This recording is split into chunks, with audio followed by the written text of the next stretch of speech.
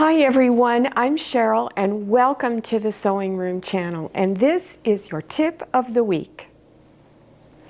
This is a sweatshirt. I think I bought it at Walmart, I'm pretty sure, because I buy a lot of sweatshirts from there. And when I bought it, I'm one of those types, I don't want to try it on. I go, oh, this looks good enough. I get it home and it's really, really big. But I thought, I don't want to take it back, I can wear it. But because it was so big, it was really uncomfortable to wear after a while. So I've decided I'm just going to alter it. So I have cut the bottom band off because this actually just didn't fit very well because of the length. The whole shirt just didn't hang too well.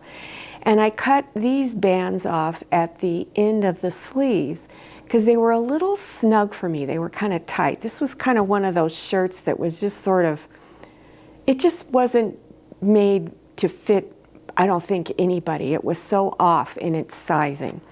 So I'm going to show you how I have reshaped the body of this shirt.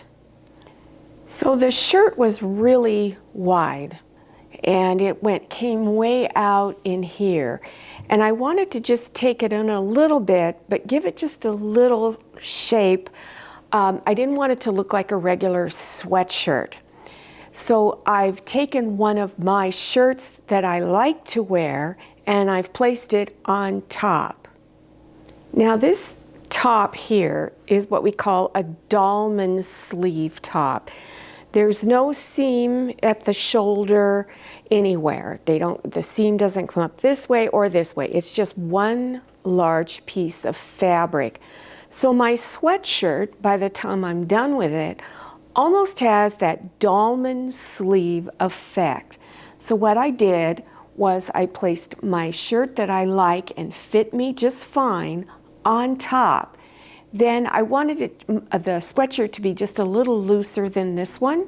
So I went out a little ways and followed this shape up to the armpit, cutting that part off. At the two side seam areas, here's the bottom edge, I curved it up just slightly, just to give it a different shape so it's not going straight across.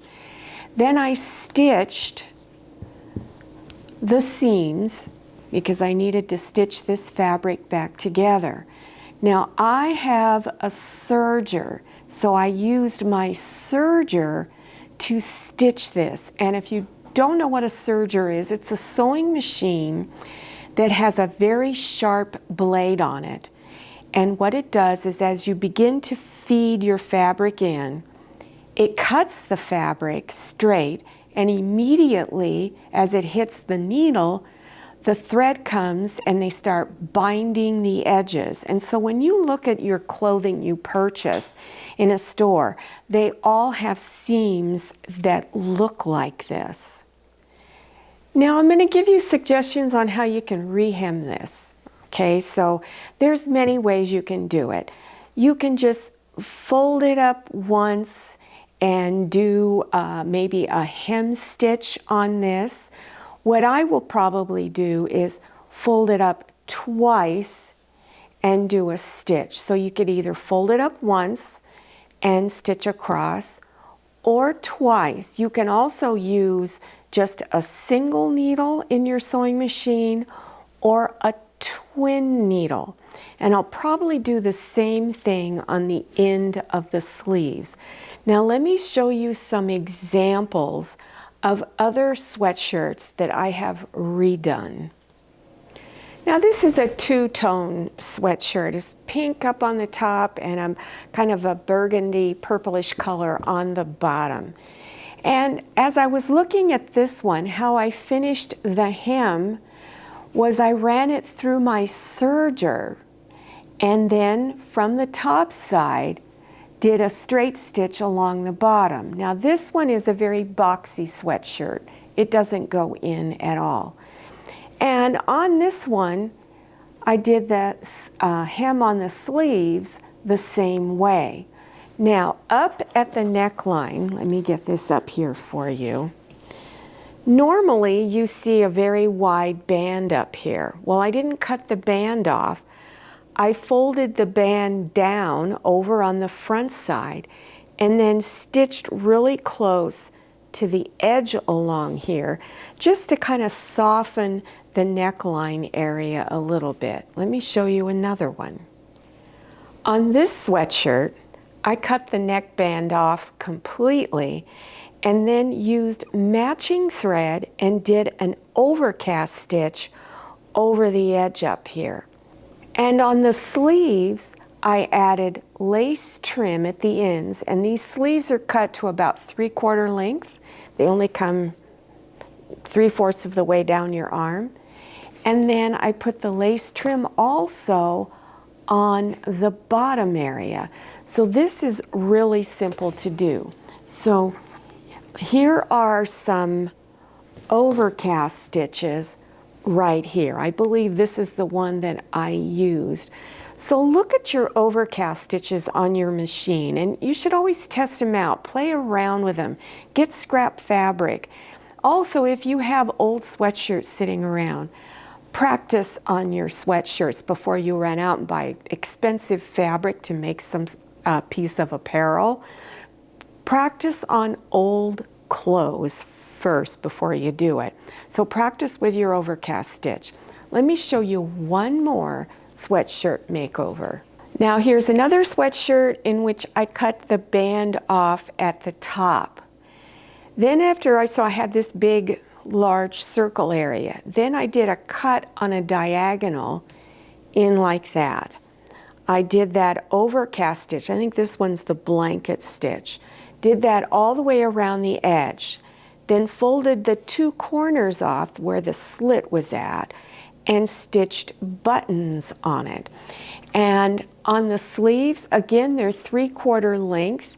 I cut the sleeve shorter, did the blanket stitch on the edge, and then just folded them up like this. Now these bands here that I cut off, I'm not going to throw them away because I just might be able to use it in a future sewing project in some way.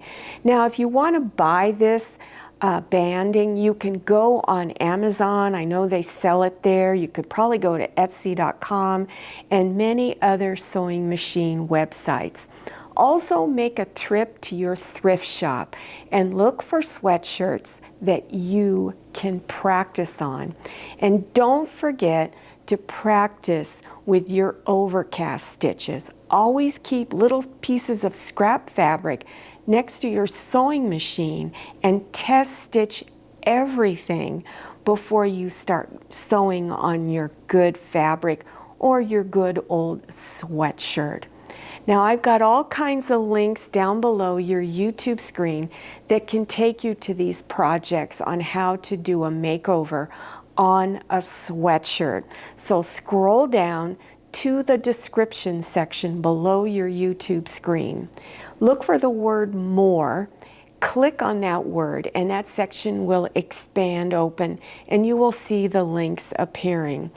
Don't forget to follow me on Instagram and make sure you check out my Facebook page. Thank you so much for watching. I'll see you next time, and happy sewing. If you like the Sewing Room channel, one of the best ways to show your support is to subscribe by clicking on that red subscribe button and give this video a thumbs up. And don't forget to click on share to share this video with your friends. And make sure you click on the bell so you receive notifications for all my new videos. I'm Cheryl, this is Manny, and this is Scotty. See you next time.